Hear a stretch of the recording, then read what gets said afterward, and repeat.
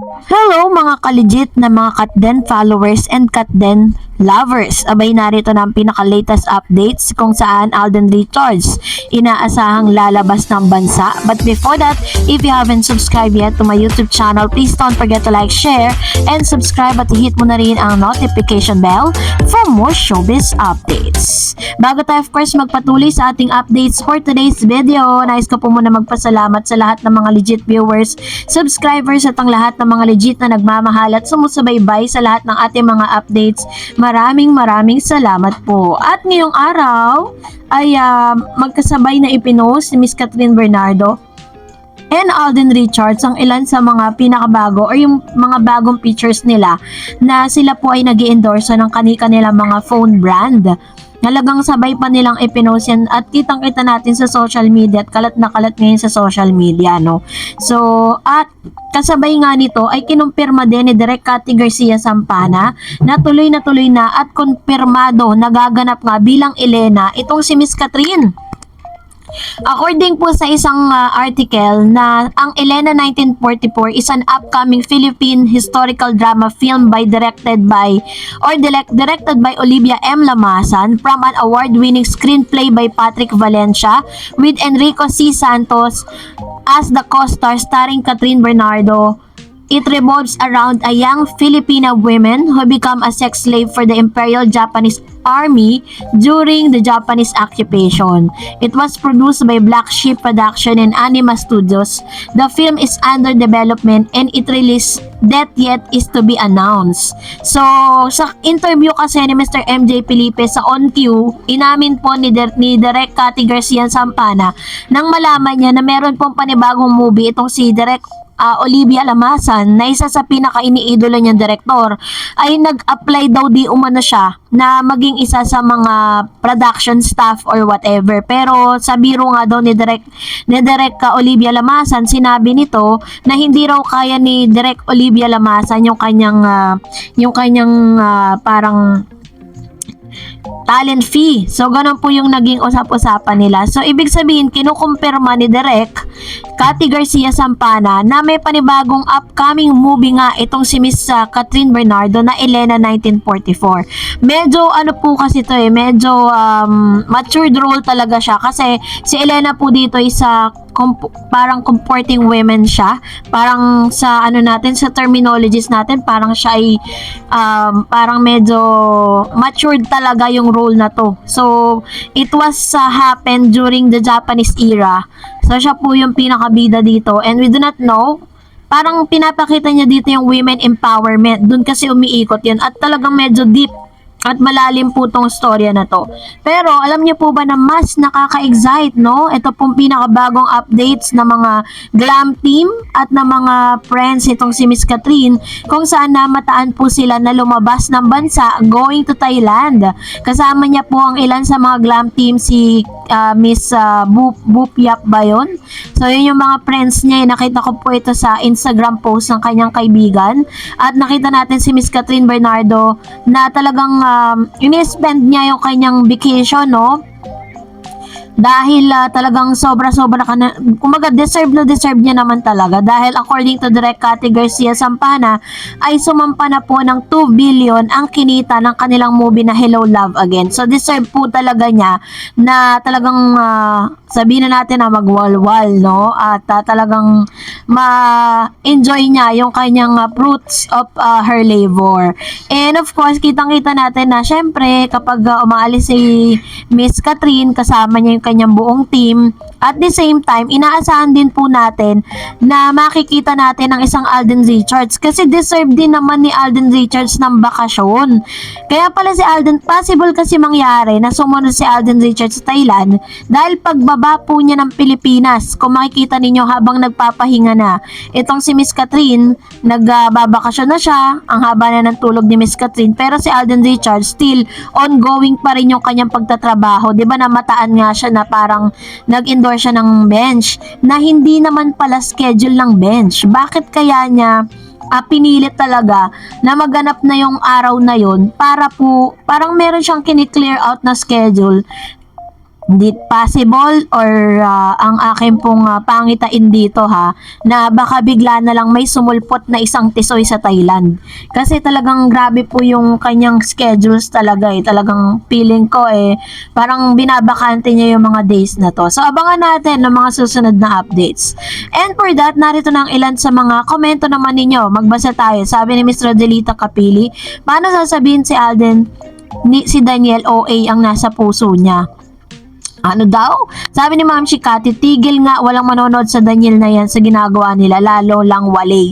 Cut din lang, oo, lumang pics yan. Ayan. Kasi nga, di ba, parang they are using the name of Catherine Bernardo just to make sure na parang mas umiingay yung pangalan nila. At tas may pinapalabas pa silang bagong news ngayon na ayaw na lang natin pag-usapan. Siguro, let's focus na lang dito po sa mga pangyayari kay Catherine Alden Richards o kaya mga updates kay Alden or Catherine, and then don't mind kung ano man yung mga pangyayari sa buhay nila para hindi na lang tayo makadagdag dun sa kumbaga parang strategy nila, mapag-usapan lang yung aktor na to. Sabi ni Miss Gloriosa Selvano, bakit hindi si Andrea pag-usapan nyo? Di ba yan ang pinalit ni Daniel kay Catherine? Di ba alam mo yon, Mr. OG Diaz? So, tantanan nyo na si Kat, napapraning na mga Kat Den fans. And sabi ni Miss Gracie Petuluna, oo, kayo na lang manood dyan. Ako doon kay Alden. Ayan. So, ito naman yung kanyang komento. Actually, yung pulang araw po ni Alden, tapos na siya. At nag-aantay na lang tayo ng ending nung nasabing pulang araw. Sabi ni Ma'am Shi Glorioso, again, yan. And then sabi ni Ma'am Shi Marilu de Maandal, cut din lang. Naulit lang yung komento ni Ma'am Shi Glorioso Silvano. Anyways, so thank you so much for your comments and salamat sa pag-aabala ninyo na manood ng mga updates natin patungkol dito po kay Catherine at Alden Richards. And of course, at hindi rin lingid sa ating kaalaman na talagang may mga demolition job ngayon na gumagalaw, no? They are trying to destroy yung credibility ng mga Katden fans. At the same time, nililito talaga nila dahil sa mga isyong naglalabasan. And of course, sabi ni Ma'am si Elena Galgo, di lalo nagalit ang mga tao kay Daniel, hindi ganyan ang strategy. At maraming tao dyan sa harap ng room ni Kat. Kasi nga, reporters at vloggers naghihintay kay Kat. Kahit sa babang pag-iisip, sana si Daniel tumahimik na lang at parents niya tumahimik na lang, lalo panagalit ang mga tao. Very true. Sabi ni Ma'am si Elena again, magpahinga muna sila, hindi sila robot at Alden, magpahinga ka na kasi hindi ka makina, kahit makina nga na naabirya, please mag-rest ka muna kahit isang linggo. Grabe si Alden, no? Hindi talaga siya napapagod. Kaya nga sabi, if you're going to describe Alden Richards in one word, he's a Carabao. Parang wala siyang pahinga, wala siyang kumbaga parang ang dami niyang ganap sa buhay, hindi siya nababakante. Sabi ni Miss Ava Arquisa, it is unfair to use Kat for the promotion of a show. Kat has never involved him since their breakup. Tama naman, 'di ba? Parang napaka-unfair. Dapat kasi magsalita na rin or parang kumilos din ng ABS-CBN to stop spreading those news. 'Di ba? Kaya nga po si Mr. OJ Diaz hindi po siya inimbita doon po sa Christmas special events. Dahil alam po nila na yun nga medyo parang ilag din yung mga artista sa kanila dahil sa mga nilalabas nila, diba? Sabi ni Lolet Lomines, Miss Dars, di naaawa ang fans si Daniel sa idolo nila na malala kung mabash dahil sa gagawin nila. Baka di nila hayaang bumangon mag-isa at sumikat by himself. Ang Daniel na yan, nawala ang pangalan ni Catherine na nakakabit sa kanya. Mga manggagamit sila kahit kailan. Asan ngayon ang mga angas ng Daniel na yan na masyadong nagtiwala na di kayang iwan ni Kat. May joy at home na si Kat. This is the time for Alden yun. God bless them. Your silent avid follower here, Miss Dars. Thank you, Ma'am Shilolet Lumines. Salamat po at nag-abala po kayo magkomento sa mga silent followers and silent viewers po natin palagi. Maraming salamat. Di man kayo makapag-comment, importante is talagang abang na abang kayo sa mga updates po natin. Thank you so much. Sabi ni Ma'am si Perla, hello Miss Star Eds, itong mga fans at Katniel na confused na hayaan na lang natin na sila kasi we are Katden forever. True. Sabi ni Miss Len Banting, hindi yan inilabas lang yon para mapag-usapan lang si DJ. It's very true. Tingnan nyo, tapos na po, ilang araw na ang nakakalipas pagkatapos ng ABS-CBN Christmas special events. Pero hanggang ngayon ay wala pa rin silang ebidensyang maipakita. Except dun sa mga old photos and videos, no? Sabi ni Ma'am Shiberji, "Hi Ma'am Dars, a blessed day to you and to all viewers, supporters, followers, and fans. Ma'am Dars, napanood ko rin si Nani Christy. Oo nga Ma'am Dars, grabe si Mr. Alden. Alden walang pahinga siya. Miss ko na si Miss Kat and Alden, Ma'am Dars. Si MJ Felipe, ini-interview niya si Direk Cathy at parang sinabi niya parang continuous daw ang HLA sequel part 3 at HLA tapos Ma'am Dars ni Dondon Sermino na interview niya si Annette Gozon at pinag-uusapan. Wow! Napanood ko po yung kay Direk Cathy Garcia Sampana and we will gonna talk about it later. Ang dami niya po mga revelation with regards to Katrina and Alden Richards and I'm so happy to hear those words and those revelation dahil syempre Direk Cathy himself is or herself is parang na-witness niya lahat, 'di ba? Kasi yun talaga yung pinaka pinaka blessing doon na siya po mismo nakakita at naka-observe kung ano ba talaga ang status ni Catherine at ni Alden. Kulang na lang sabihin talaga niya na may unawaan na, no, na namamagitan na sa dalawa, no. Pero sabi niya nga wala naman daw siya sa posisyon para sabihin 'yon. Yun nasabi lang naman daw niya kung ano yung na-o-observe niya, 'di ba? Mahirap naman na mag-imbento si Direk Cathy. Syempre, ginagalang niya rin si Kat at si Alden patungkol sa mga bagay na 'yan. And sabi pa niya, no, na nag-uusap na raw ng teleserye ng Kat din or movie ang pagkakaintindi ko, Ma'am Dars.